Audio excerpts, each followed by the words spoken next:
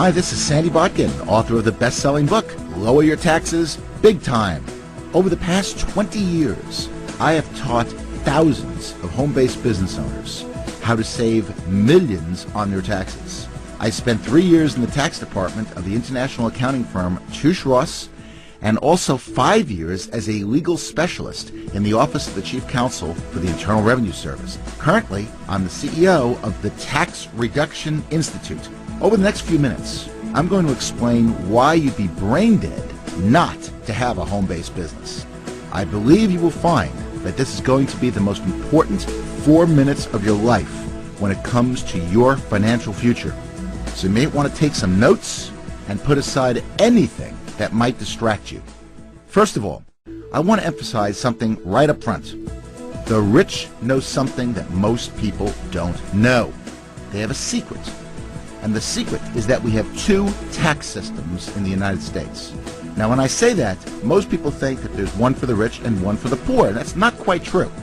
There's one to make you rich, and then there's one to make you poor. There's one for employees, which is designed to take your wealth and make you poor, because you are taxed on $1. And then there's one for self-employed individuals, which is designed to create economic growth. And the reason for that is that small business generates over 70% of the job growth in North America. It is not IBM, it's not Microsoft or American Airlines, it's small business. So Congress passes good tax laws for small business.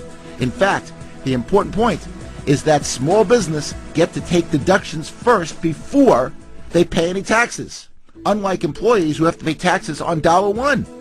You can save big money by taking advantage of these good tax laws. And these laws are available to you in business, whether it's in full-time in business or part-time or just in your spare time.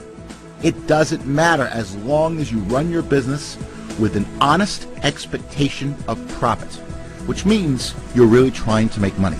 In fact, if you know what you're doing in a small business, you have the potential to write off part of your house, your spouse, the equivalent of your kids' education and weddings. I'm not kidding when I say that, by the way. You can set up a pension plan that makes any government plan seem paltry by comparison. The potential is just enormous. Good proof of this was illustrated by a lady named Jane Bryan Quinn. Jane Bryan Quinn is a nationally syndicated economist. You may have heard of her. She is a nationally known commentator on personal finance, with books and columns read and trusted by millions. She did a study of a couple who made $40,000 a year. And $40,000 didn't go that far. So the husband said to the wife, "Honey, you got to go out and get a job," which she did, and she made an extra $20,000. Now they're looking at their bank account, and they see no difference at the end of the year. I mean, she's making $20,000 more than she made the year before. What's going on? Did you ever hear that you have to have 2 incomes to make it in this country? Do you know why? You're about to get a 6-month financial planning course in the next few minutes. Follow along as I show you why the extra job was the wrong decision. The following example is based on 2009 tax rates. On that $20,000, they have to pay $4,845 in new federal and state taxes. Most of that was non-deductible. They have to pay Social Security of 7.65%. On $20,000, that's $1,530 of Social Security, which is non-deductible. We assume that they drove 10 miles a day round trip. And that's probably pretty conservative, I think. But let's go with that. 10 miles a day round trip, 5 days a week, 52 weeks a year at IRS's current 55-cent a mile rate. That's $1,430 of commuting, which is non-deductible. We assume lunch is at work, and we assume that they spent $7 a day, 5 days a week, 50 weeks a year. That's $1,750 of lunches, which is non-deductible. We assume that you have to have clothing, better clothing, in fact, if you're working, more upkeep, because now you're working, you're going to have more dry cleaning, and that's gone up by at least $1,200 over not working. And finally, with both spouses working, you think they want to cook? Heck no! They want to eat out, where their food costs have gone up by at least $2,000. And what about childcare? I bet you they spend at least $125 a week in our example. And I'm not sure we can get childcare for 3 kids for $125. But $125 a week, 50 weeks a year is $6,250 in childcare. Most of that is non-deductible. In fact, all you get is a little bit of a credit on that.